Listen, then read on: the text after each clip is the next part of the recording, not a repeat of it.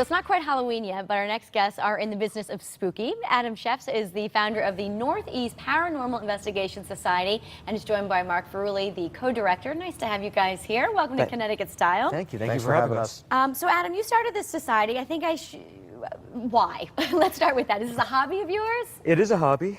We do it mostly pretty much on the weekends. I've always been interested in history and the paranormal, and same for Mark.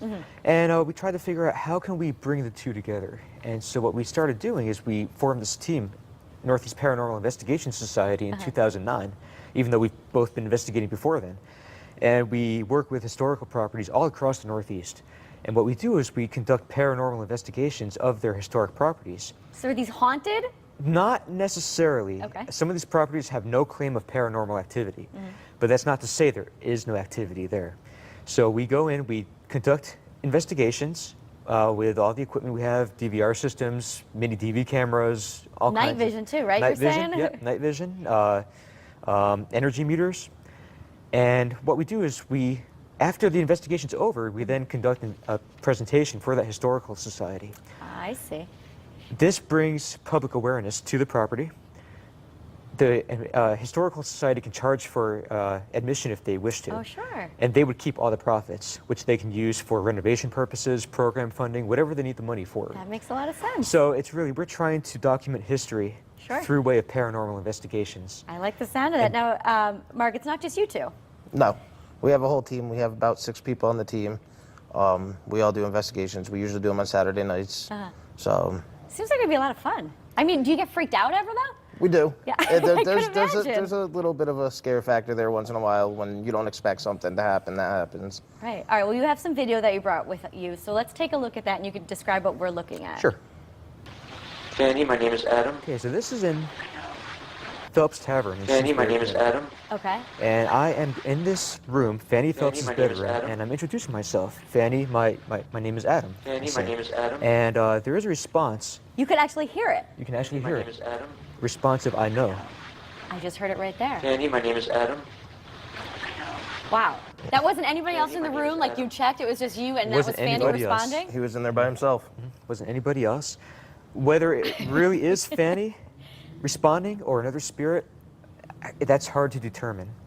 How'd they know it was you? I mean, I guess we'll never know, but... Oh, because we had done a previous investigation of this property, and I had gone into the same room and introduced myself the first time we investigated here. So this was captured the second time. Okay, well, let's see our clip number 2, because that was pretty compelling. Clip number 2 is at the Deacon John Grave House in Madison, Connecticut. Now, if you look in the left-hand corner, you'll see a shadow moving over a mannequin. Yes, I do see that. And what is that? We tried to recreate that for hours and hours on another visit. We cannot recreate it. That flash you just saw was an investigator sitting on the floor taking pictures, and he did not see that. So nobody was walking by? And No, you would be able to see them if they were, because that was the only way any shadows would be created. They'd have to walk right in front of that camera.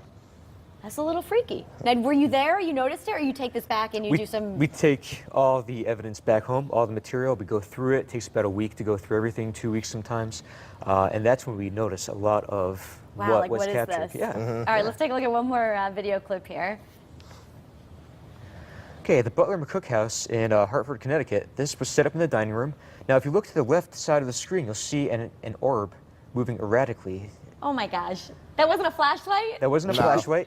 Now, come on, the biggest difference between dust and an orb is a legitimate orb has a sense of purpose in its flight pattern. Where dust would just trickle down, it would be very transparent. Orbs will give off their own light, which this one is doing. Yeah. It's moving with a sense of purpose, almost like it's checking out the the camera, staying at the very edge of it. And I often wonder if the camera was turned a little more to the left, what we would have seen, right? would the whole orb have been in that shot? Maybe you guys should go back there and do it again, right? Should. All right, we have some pictures that you also brought with you, which are really just as impressive here. All right, this was the shadow? This was Phelps Tavern again. We were talking in one of the rooms to the brothers. Elijah and Noah Phelps were brothers who were involved in capturing Fort Ticonderoga during the American Revolution for the Americans. They lived in this home.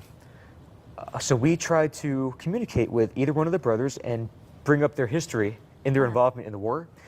just as we started talking about this war, that shadow appeared. Yep, and I Wow. took back-to-back pictures as Adam was asking the questions, and we couldn't recreate that shadow in any kind of way. It just came up It was and just never there, huh? happened again.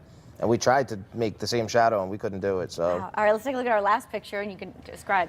Now, is that maybe fog on the lens, or no? What do you think? This is in Jonathan Posco's restaurant.